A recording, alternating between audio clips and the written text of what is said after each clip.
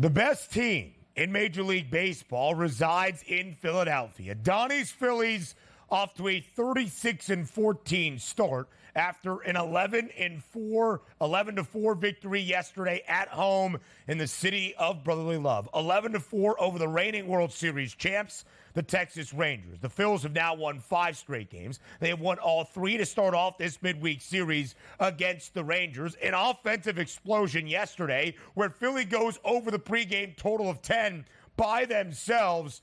36 wins, DRS, for your Phils. That 36-14 start is the best through 50 games in MLB in more than 2 decades, dating back to the 2001 Seattle Mariners. How good are you feeling on this Thursday morning? It feels good. Like every single day the Phillies take the field, no matter the opponent, you feel they're the better team here. And certainly playing a fun brand of baseball, which when you're scoring games like yesterday, 11 runs here, that's a lot of excitement, a lot of home runs hit, the superstar players showing up. And even from a perspective where Trey Turner was playing some of the best baseball of his career, one of the best in the National League, gets injured. Oh no, how are they going to fare? It doesn't matter. Him in the lineup, him out of the lineup, they've been tremendous. And he's taking ground balls and he should be back sooner than later. That's another boost in the arm. But looking at the Phillies at 36-14, that is an outrageous record here. And starting to now see what they're doing historically and what that might mean at the end of the season. Because typically you enter in and go, okay, let's get 90-plus wins and we'll see. We'll go from there. 100 wins hitting that century mark, that is an outrageously great season. But now the Phillies are starting to flirt with those numbers where like the Mariners wound up. Now, granted, you would rather trade those wins in for a World Series championship, which the Mariners did not get back in 2001. But if you're telling me the Philadelphia Phillies are on pace to win like 115 or 120 games,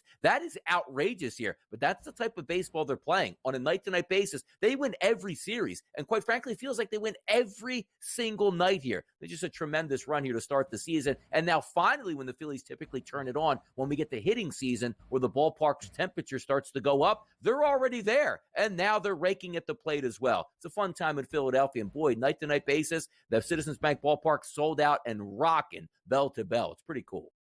One of the best home field advantages in all of Major League Baseball. There is no doubt about it. And Philly right now has won 10 of its last 12 games. Donnie, you mentioned how they don't lose series. In fact, Philadelphia has not lost a series since their second set of the season. That was back at the end of March into the first day of April. They have now won this series already against Texas with the 4th and final game scheduled for this afternoon in Philadelphia. They have a chance to sweep. So they have won 12 of their last 14 series already. They have not lost any of their previous 14 sets as well. That is how good Philadelphia has been this consistently for the entirety of this MLB season. And we have seen Philadelphia be very good the last 2 MLB campaigns, stepping up when it mattered most in the home stretch of a regular season to earn a wild card berth and then perform well in the National League postseason. Last 2 years, they made the NLCS. Of course, they were a World Series team 2 seasons ago, but that was because of a strong closing stretch, Donnie, not a great start to the year where Philadelphia is now 36-14. Again, the best 50-game start in majors, in the major leagues, since the year 2001, heavily on pace to go over that win total of 89.5. And Donnie, really, where you see the outlook change the most for Philadelphia, we'll get into the division in just a moment, but we've harped on that a few times. It's that National League pennant price, where in the preseason, even in the first month and a half or so, it was the Dodgers, the Braves, then the Phils, then everybody else. Philadelphia is right there on the same tier, in my estimation, with Atlanta and Los Angeles. Yeah, we've always called it, Ben, even though the price points were a little bit separated, the big 3 in the National League was always going to be the Atlanta Braves, the Philadelphia Phillies, and then certainly the Los Angeles Dodgers. Now, granted, your record, even if it's fantastic at the end of the regular season, it doesn't guarantee you a spot in the World Series, and it doesn't guarantee you a World Series victory nonetheless. You still have to perform when you get there, but even as it shapes up, let's just say the Phillies stay healthy throughout the remaining parts of the summer, win 110 games, which would be incredible. It only matters if you're healthy at the end of the season, because if you're going into the playoffs, game number 1, Zach Wheeler, Game number 2, Aaron Nola. Game number 3, Ranger Suarez, the way he's pitching Oof. now. I don't know who's going to beat the Phillies. And also, it's up to the trade deadline and some of those moves that these teams are going to make. But it's look, the Braves are a very good baseball team. We're not giving up on them, obviously, even in the NL East. You always know the Dodgers here. They're only going to get healthier with that pitching staff as the summer moves along, and they have endless prospects to trade for whatever player they want, and there is no salary cap out there in Los Angeles. You know they'll make moves to try to be at the top of that pantheon. But the Philadelphia Phillies, just as good, if not better right now than both of those ball clubs. Why? Their performance on the field with their starting pitching staff on a night-to-night basis. And just going back again last night, Taijuan Walker wasn't very good to start that game. And quite frankly, if you watch the very first batter, Marcus Semien hit a pop fly in the infield that the Phillies just let it bounce out there. Taijuan Walker gives up a run right away. Oh, no, it's going to be bad. The Phillies are down 2-0 here. They don't blink. They don't panic. Easily took that lead early in that game, and you saw that 11-4 final score. Ran away with it. The Phillies are a really good ball club, and on a day-to-day basis, they're tremendous.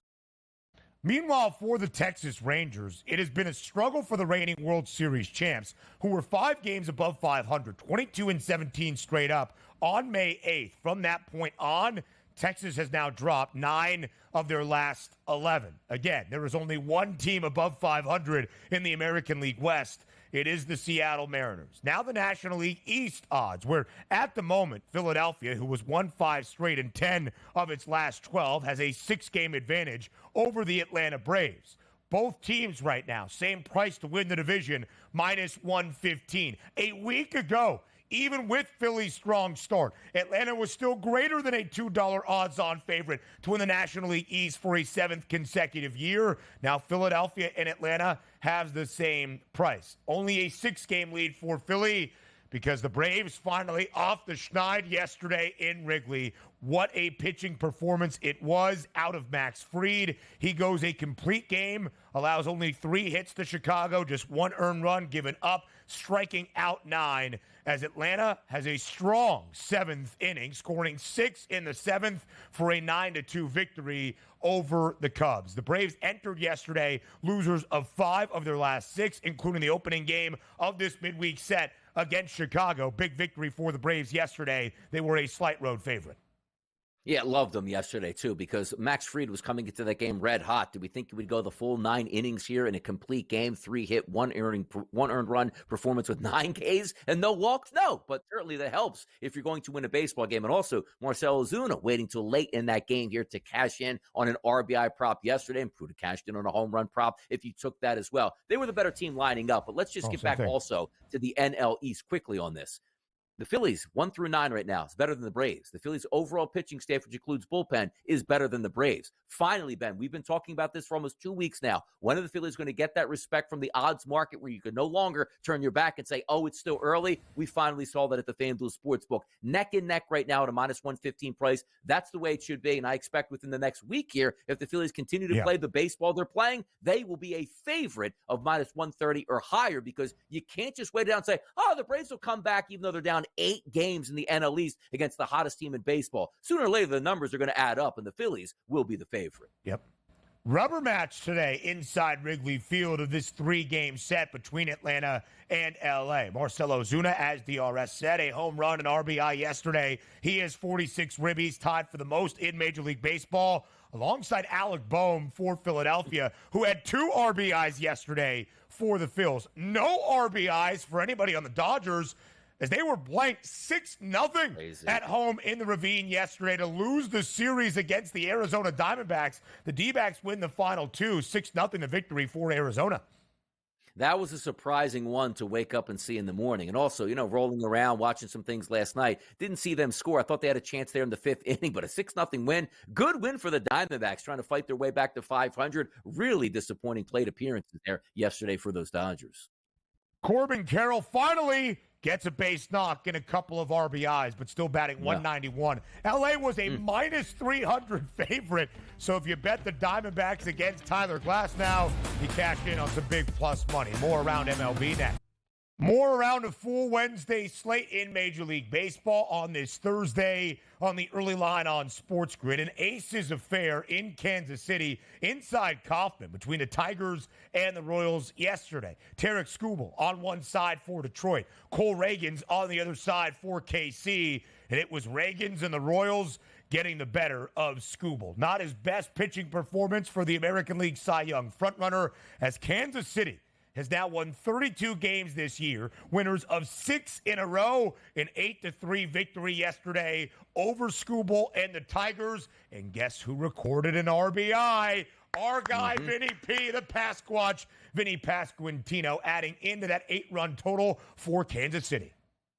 It's a fun team to watch, man. And the same thing we talk about now daily with the Kansas City Royals is all you need to give a young baseball team a chance is if they win early on, let's see if they continue to extend it, because we are now roughly a week out from June. And that's almost, again, they could have a long losing streak, but still would be above 500 heading into June. If you'd have told any Kansas City backer before that, hey guys, they're going to be above 500 by the time you start the June, say, whoa, what's going on with this baseball team where you're finally getting some of these young prospects to work out? Reagan's is only 4-3 on the season, but his ERA is 3.34. See the performance he had yesterday, Ben? 6 innings pitched, 1 hit, no earned runs, 3 walks, but 12 strikeouts in a 100-pitch effort. And also from me, I'm a lover of the RBI market, guys. Garcia, Witt, Pasquantino, Perez, Velasquez, Renfroe, Fermin. These are all great players that you can add into the mix here. And I didn't even mention one of my favorite guys, which is Mr. Massey, who on a night-to-night basis is always at least getting us a sac fly. This is a team you want to invest in, buy, and watch because they're fun.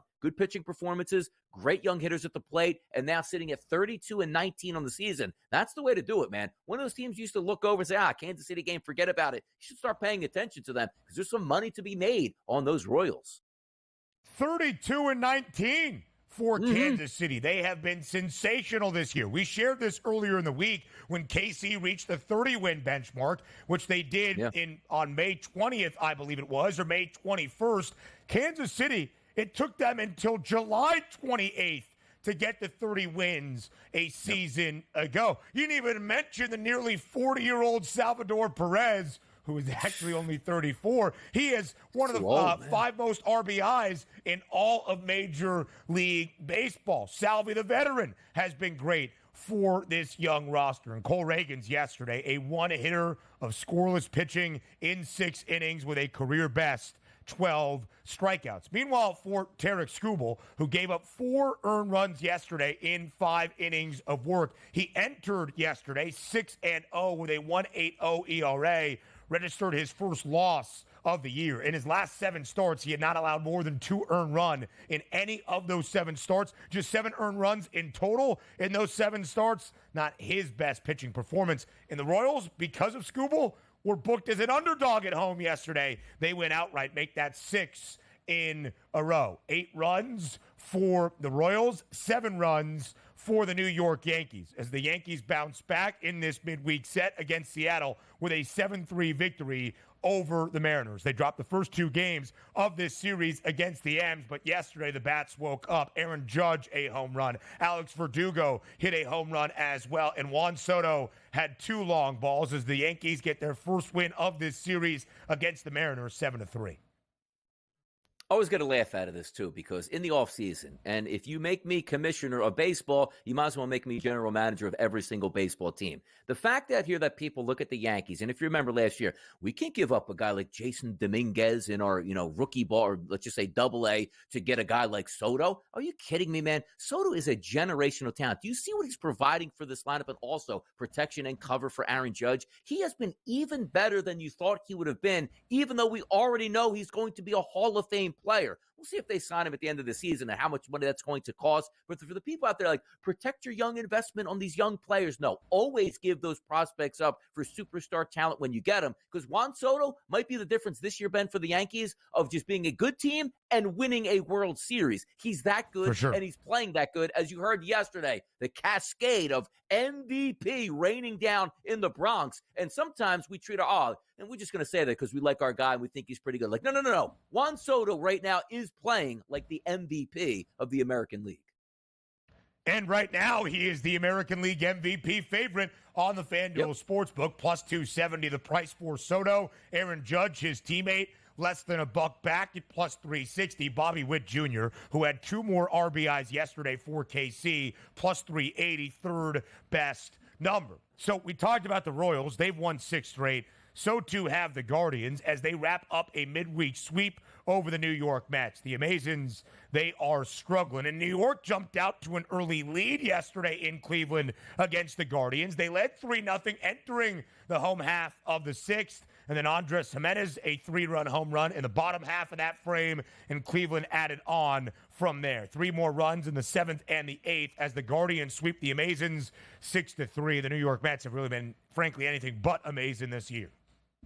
Yeah, 2 pitchers here gave okay starts. Tristan McKenzie, 5 innings pitched, 3 earned runs. Quintana went an extra inning, gave up the same amount of runs in 3. But the funny part about this yesterday was we had about 30 seconds left in the segment, and you said, "What do you think about the Guardians Mets game?" I go, "The Guardians or the Mets just stink out loud, so take the Guardians." Yeah. There wasn't even a handicap of the numbers. Look at that final score, 6-3. But you're right, that handicap, like, oh, look at that, 3-0 Mets. Donnie was wrong on that one. Give it time, man. Just like Novocaine, the Mets are bad. Eventually, they'll show you that.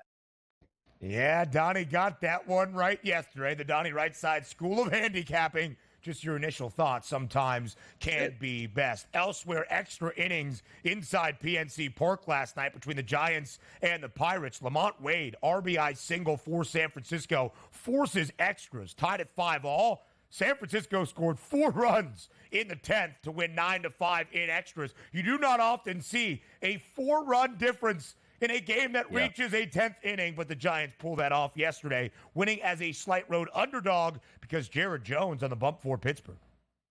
Yeah, by the way, you also take a look at Matt Chapman in the middle of that lineup, only hitting .245, but back-to-back nights providing that power by hitting a home run. And also, you see O'Neal Cruz over there. No RBIs driven in. I don't care what his numbers say, Ben. I don't think he has a single RBI in his entire career. Let's see if he gets one today. The Giants have won 5 of their last 6. The Pirates, again, were the favorites yesterday. They are now 7-13 straight up when there's a minus price next to their name on the money line.